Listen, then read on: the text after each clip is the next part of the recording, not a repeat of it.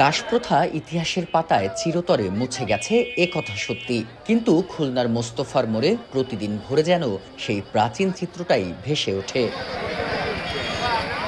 কাকডাকা ভোরে জেলার বিভিন্ন প্রান্ত থেকে ছুটে আসেন হাজারো মানুষ, কাঁধে ব্যাগ, হাতে কোদাল আর চোখে জীবিকার ক্ষুধা।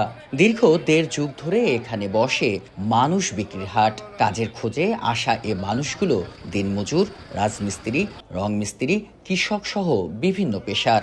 একেবারে পণ্যের মতো দর কষাকষিতে বিক্রি হন শ্রমজীবী এসব মানুষ।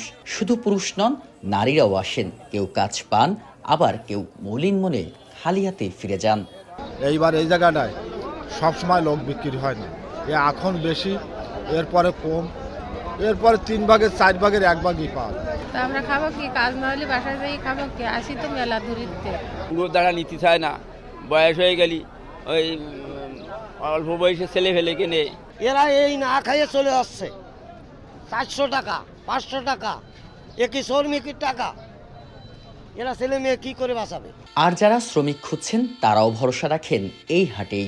এখানে আসলে আমরা লোক পাওয়া যাচ্ছে, এখানে লোক পেতে সুবিধাই। এরা মাটি কাটে, তারপর ধান কাটে, তারপর ওই যে আপনার বাড়ির পরিষ্কার পরিচ্ছন্ন বিল্ডিং এর কাজ টাজ করে, রাস্তার কাজ করে, এগুলি করে।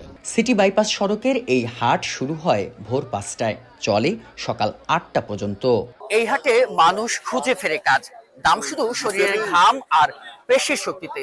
সভ্যতা এগিয়েছে, প্রযুক্তি ছুঁয়েছে আকাশ, তবুও পেটের দায়ে আজও মানুষ দাঁড়ায় ভোরের কুয়াশায়।